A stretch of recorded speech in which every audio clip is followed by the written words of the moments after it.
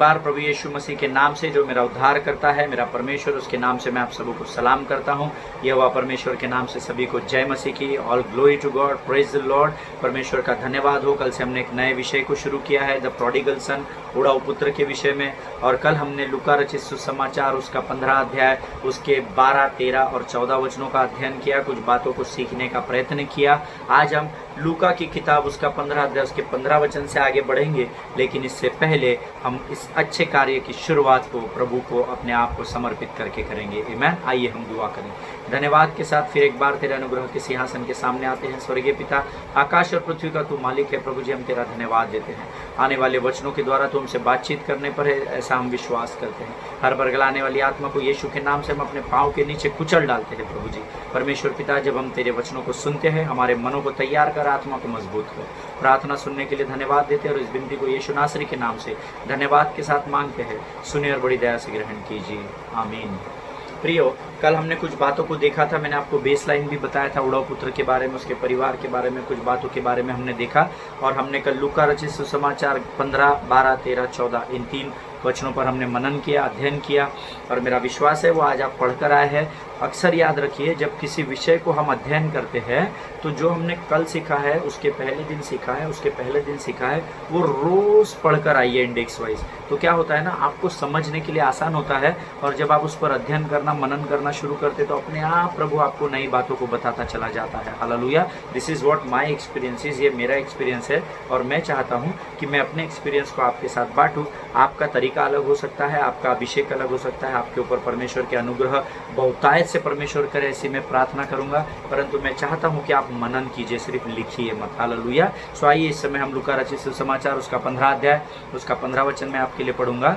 इसीलिए वह उस देश के निवासियों में से एक के यहाँ जा पड़ा, उसने उसे अपने खेतों में सुअर चराने के लिए भेजा। हालेलुया। हिंदी में थोड़ा गलत ट्रांसलेशन है, जा पड़ा। ऐसा यहूदी परंपराओं में किसी के भी यहाँ से जा पढ़ नहीं सकता था कोई भी, है ना। उनके अपने कायदे कानून थे। जब आप यहूदियों की किताबों को, तलमुद और बाकी किताबों को पढ़ेंगे तो आपको समझ में आएगा कितनी कड़क व्यवस्था, और वो रूल्स को वो लोग आज भी पालन करते हैं। प्रियो, मैं जाकर इजराइल में देख कर आया हूँ, बहुत कड़क है वो लोगों का सब जो भी उनकी प्रोसीजर्स है। इट इज़ वेरी टफ, है ना। उसमें से गुजरना बहुत डिफिकल्ट है हम जैसे लोगों के लिए। मैं प्रभु का धन्यवाद हो कि प्रभु ने मुझे और आपको आत्मिक इजराइल होने का अधिकार दिया है। हालेलुया।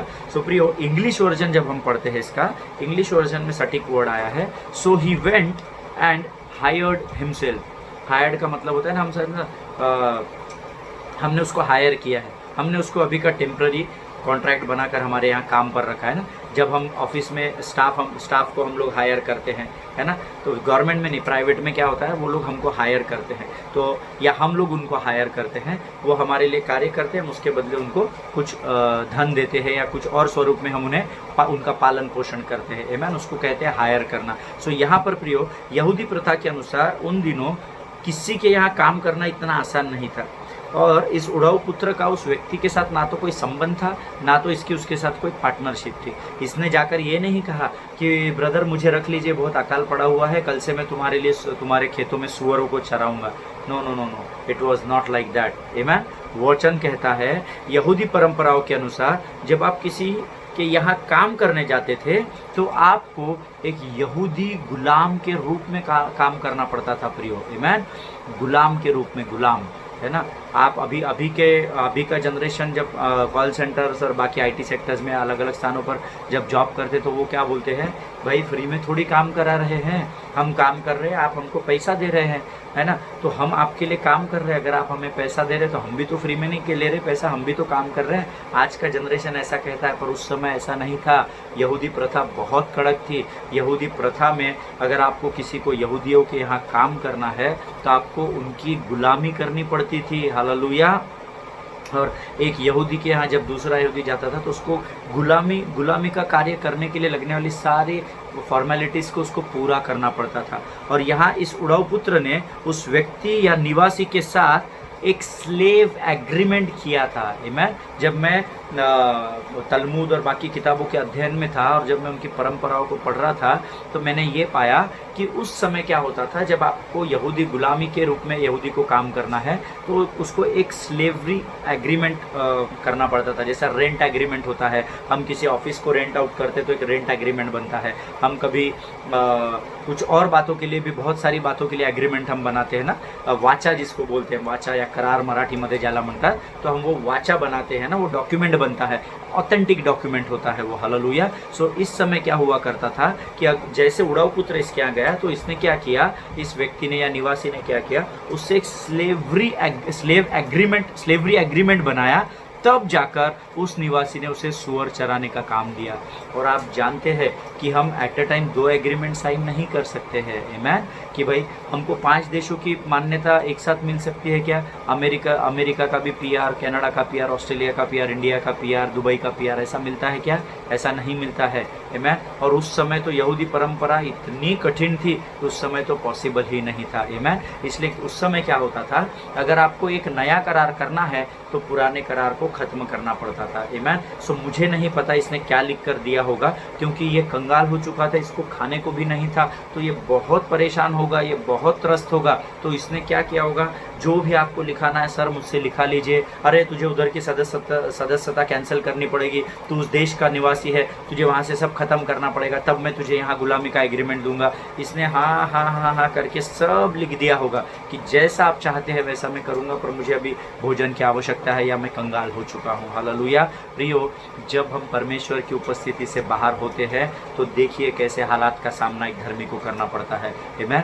क्योंकि ये कोई पैदाइशी गुंडा तो था नहीं, ना ही ये पौलुस के जैसा कैरेक्टर था। हमने शुरुआत में कल देखा कि ये तो परमेश्वर के भय में चलने वाला था, प्रार्थना आराधना करने वाला था, प्रभु की आज्ञाओं को मानने वाला बेटा था। उसके बावजूद भी उसकी ये परिस्थिति हो चुकी थी। हालेलुया। उसका एक ही कारण था, क्योंकि ये परमेश्वर की उपस्थिति से दूर हो गया था, ये अपने सांसारिक पिता के घर को छोड़कर बाहर चला गया था। हालेलुया। जब मैं स्लेव के बारे में अध्ययन कर रहा था, गुलाम क्या होता है, तो मैंने एक डेफिनेशन को देखा। A slave is a person who is owned by another person and has to work for that person without pay. Hallelujah. Without pay ऐसा आया है।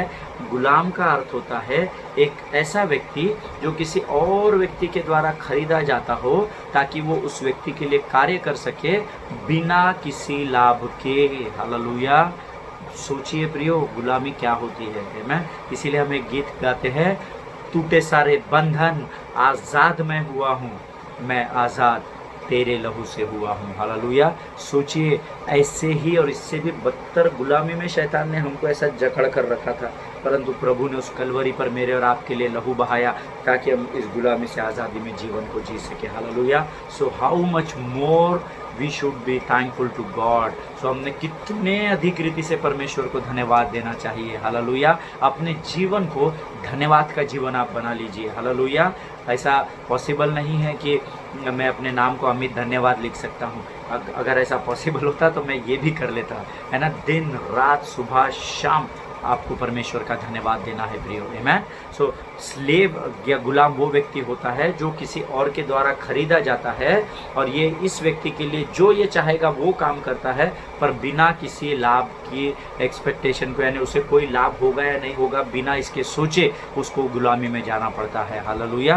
प्रियो, जब हम परमेश्वर से दूर हो जाते हैं या उसकी उपस्थिति से बाहर हो जाते हैं तो अक्सर हम क्या करते हैं, खुद की सामर्थ और मनुष्यों के कहे गए शब्दों पर विश्वास करने लगते हैं। हालेलुया। इस व्यक्ति ने यही किया। जब मैं इस 15 अध्याय 15 वचन में आया तो मुझे परमेश्वर ने पुरानी बातों को फिर एक बार स्मरण दिलाया, 12वें वचन की ओर, जिसमें हमने क्या पढ़ा है, हे पिता, आप संपत्ति में से जो मेरा भाग है वह मुझे दे दीजिए। उसने उनको अपनी संपत्ति बांट दी। ऐसा 12 वचन हमने कल अध्ययन किया था। मुझे ये 15 वचन पढ़ने के बाद प्रभु ने 12वें वचन का स्मरण दिलाया कि अमित, ये जब अपने माँ के पेट से निकला, ये ऐसा नहीं था पर जैसे जैसे जैसे जैसे ये जवानी में कदम रखता गया, इसके दोस्त बने होंगे, इसके दोस्त भाई बने होंगे, बाहर के लोग, रिश्तेदार, ये वो, किसी ने उसको बहलाया होगा, उकसाया होगा, अरे क्या तेरा रोज़ रोज़ प्रार्थना आराधना करता, तेरे बाप के पास इतना पैसा है। इसने कहा होगा कि नहीं यार, लेकिन मेरे डैड ना मुझे देते नहीं हैं जितनी ज़रूरत है, क्योंकि हमारे घर में कुछ कमी घटी नहीं है ना, तो मैं कभी डैडी को पैसे मांगता हूँ तो वो कहते हैं अरे क्या ज़रूरत है तेरे को, सब तो है अपने पास। ऐसा इसने शायद, ऐसा मैं सोच रहा, that is my individual thinking, ऐसा मैं सोच रहा था। तो फिर इसके दोस्तों ने इसको बोला होगा अरे क्या, अरे बाबा इतना बड़ा आदमी है, ऐसा है कि बाप को दबेल रहता तू। ऐसा अक्सर आज की दुनिया में होता है। हालेलुया।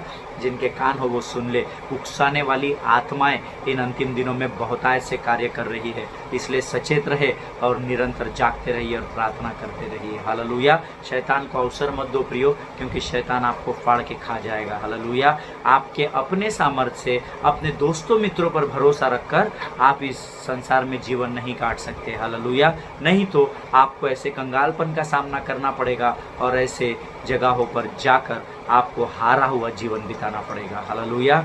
जिनके कान हो वो सुन ले। आमीन। प्रियो, ये उड़ाऊ पुत्र अपने सांसारिक माता पिता को छोड़कर, परमेश्वर की उपस्थिति को छोड़कर, प्रार्थना और आराधना छोड़कर दूर देश चला गया। आप जानते हो कहाँ चला गया था? वो पैलेस्टाइन कंट्री में गया था।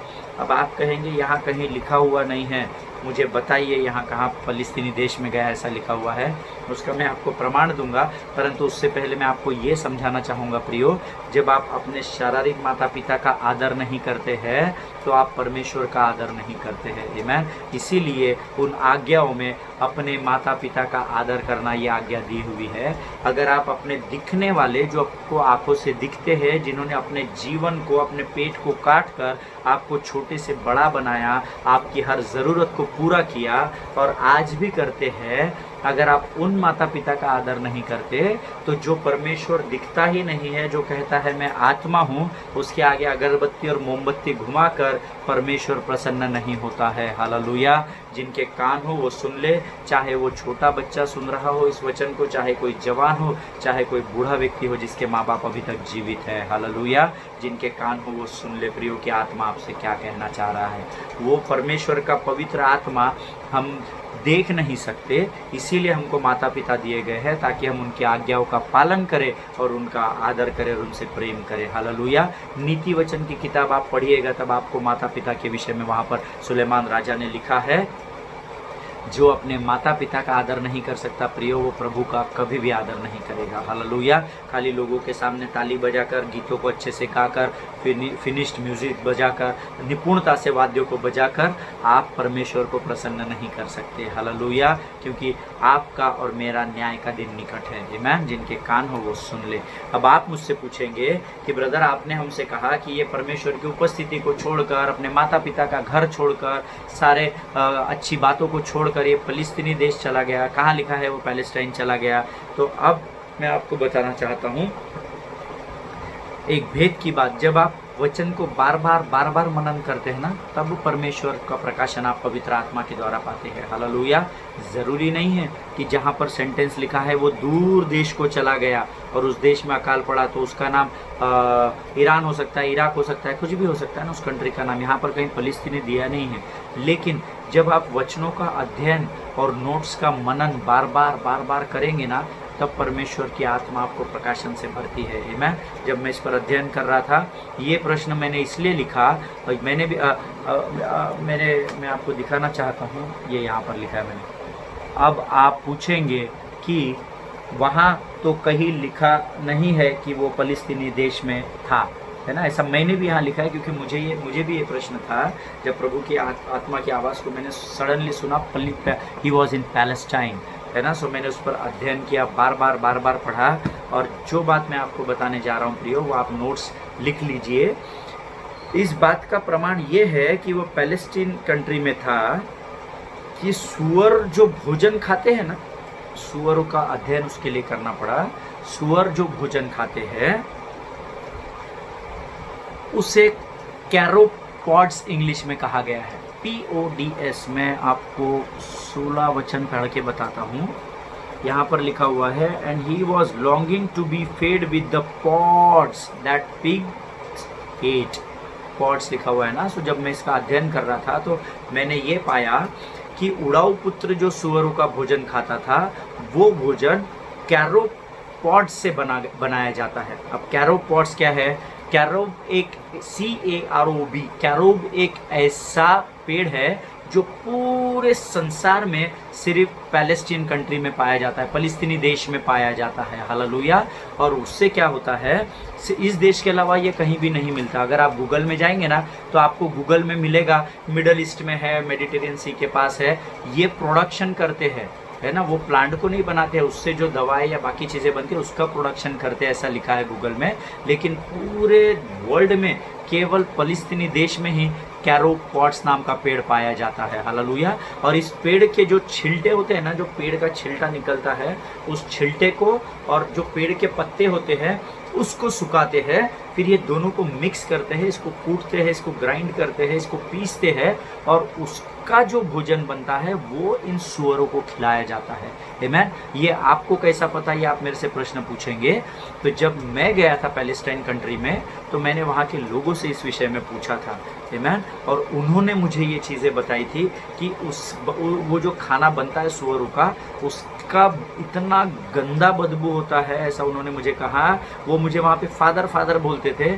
फादर, मैंने उनसे कहा कि मैं पास्टर नहीं हूँ, बट वो मुझे फादर ही बोल रहे थे। और उन्होंने मुझसे कहा, फादर, इसका इतना गंदा बदबू होता है कि जो लोग बनाते हैं ना उनके लिए भी बहुत भयंकर परिस्थिति होती है कि वो इसको कूट कर सुअरों के लिए भोजन बना सके। आमीन। इतना गंदा बदबू खाने से आता है।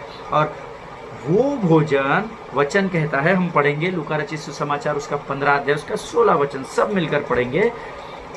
और वह उड़ाऊ पुत्र चाहता था कि उन फलियों से जिन्हें सुअर खाते हैं अपना पेट भरे, और उसे कोई कुछ नहीं देता था।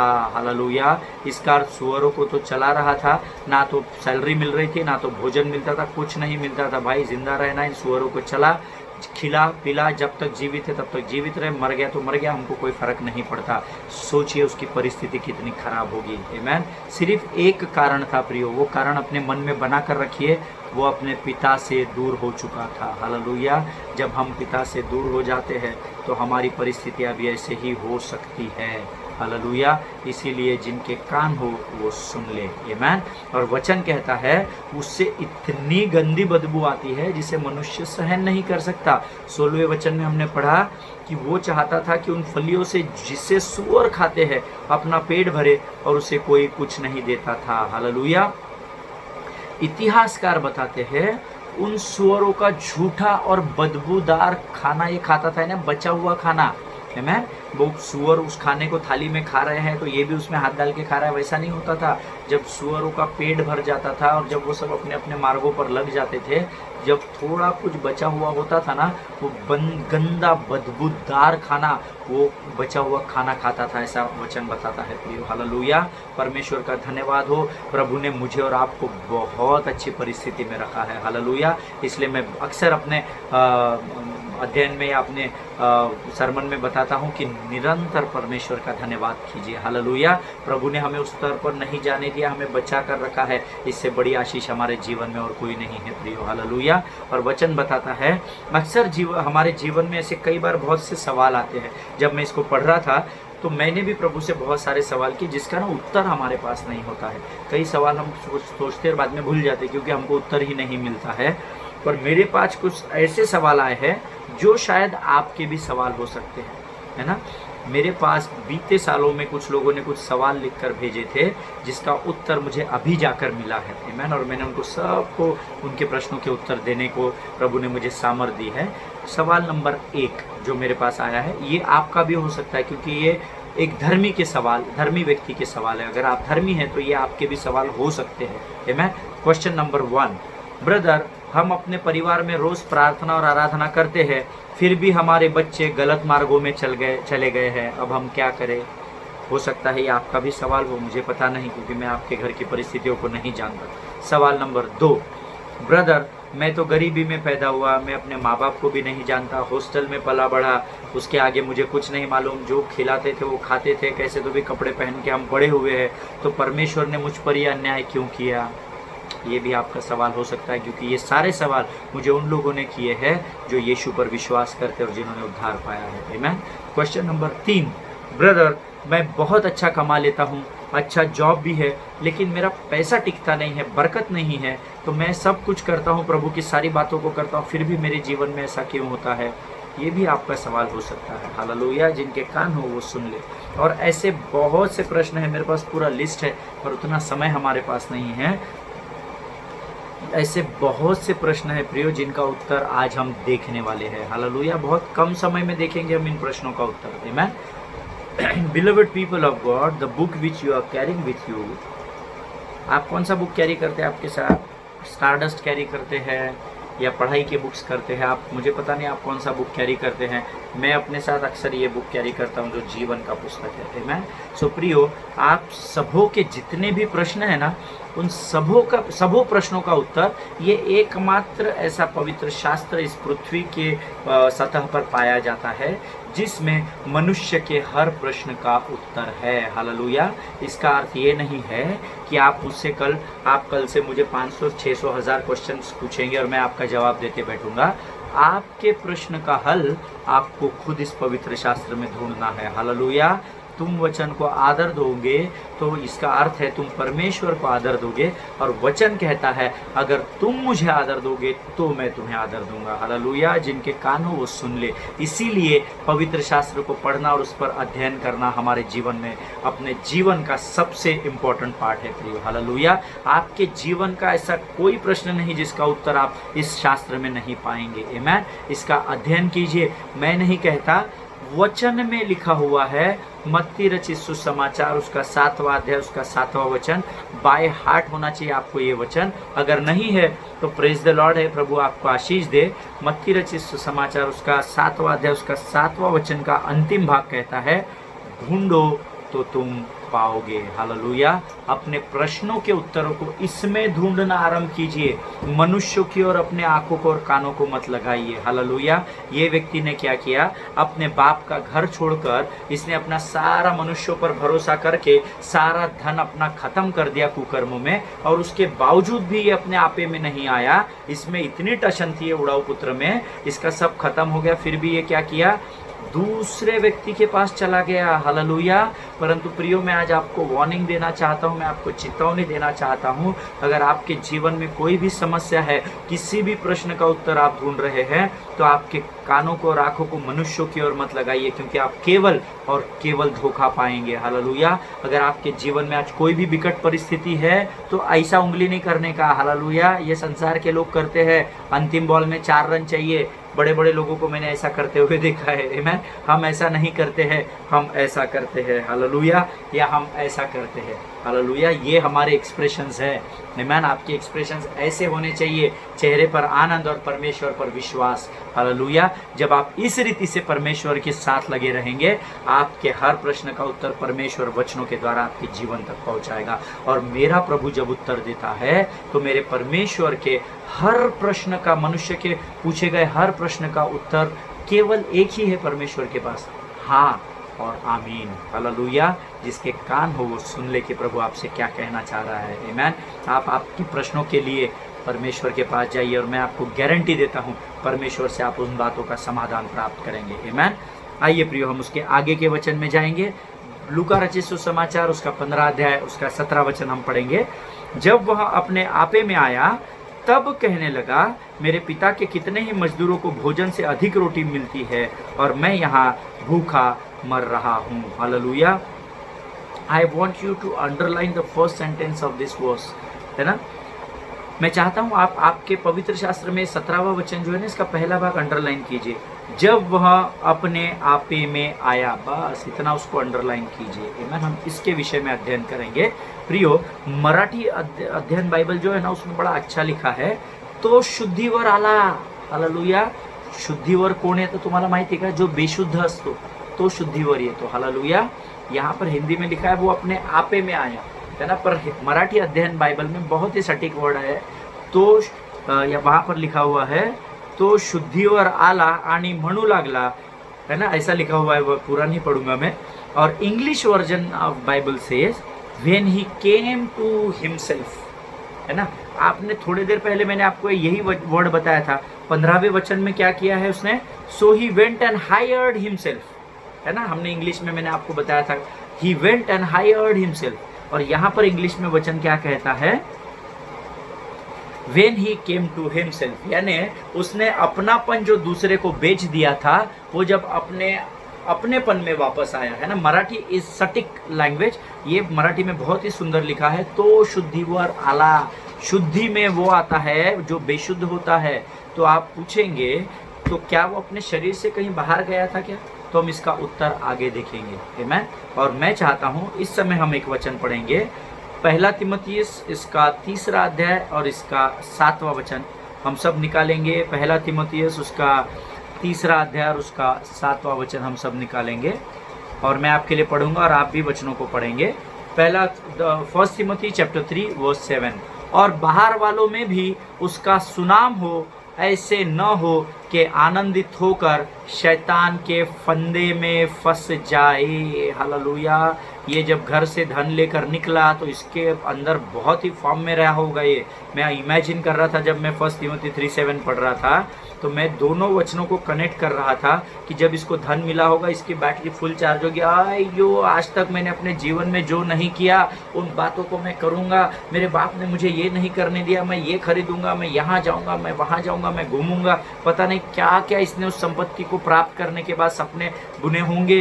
परंतु वचन फर्स्ट तीमुथी चैप्टर 3 वर्स 7 क्या कहता है, आनंदित होकर शैतान के फंदे में फंस जाए। हालेलुया।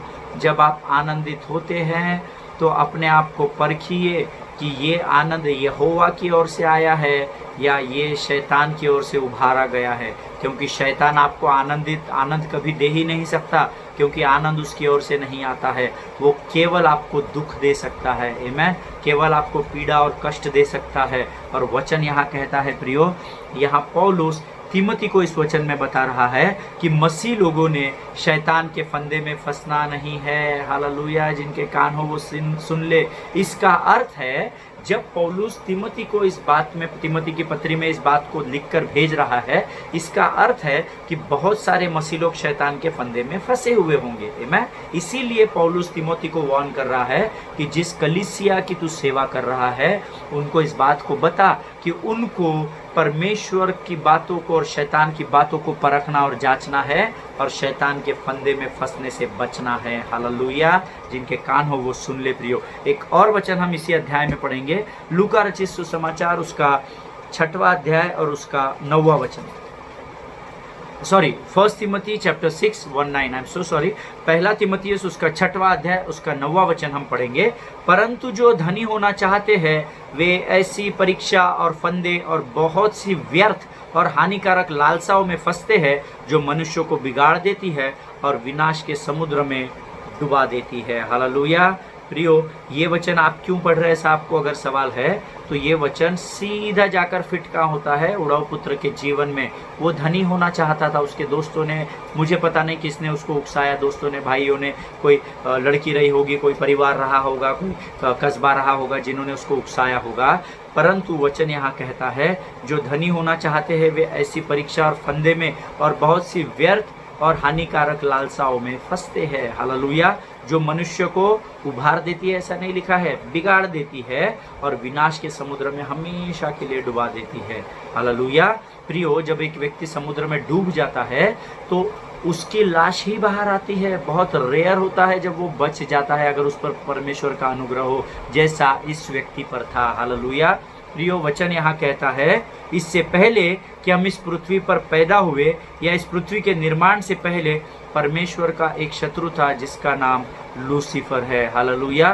प्रियो, आपको इस बात को समझना होगा कि लूसीफर का एक ही कार्य इस पृथ्वी पर था उस समय से लेकर तो अब तक के, उसका केवल एक ही कार्य है कि वो मानव जाति को नष्ट करना चाहता है। हालेलुया। आपको इस बात को समझना होगा प्रियो, शत्रु आपके लिए एक ही खेल खेल रहा है कि किसी भी रीति से वो आपको नष्ट कर दे। हालेलुया। वो चाहता है कि चाहे वो धर्मी व्यक्ति हो चाहे अधर्मी व्यक्ति हो, पर उसका विजन एक ही है। लूसीफर चाहता है कि इन दोनों का मैं नाश करूं और इनको अपने साथ नरक लोक में लेकर जाओ। हालेलुया। इसीलिए जिनके कान हो वो सचेत रहे और निरंतर प्रार्थना करते रहे। हालेलुया।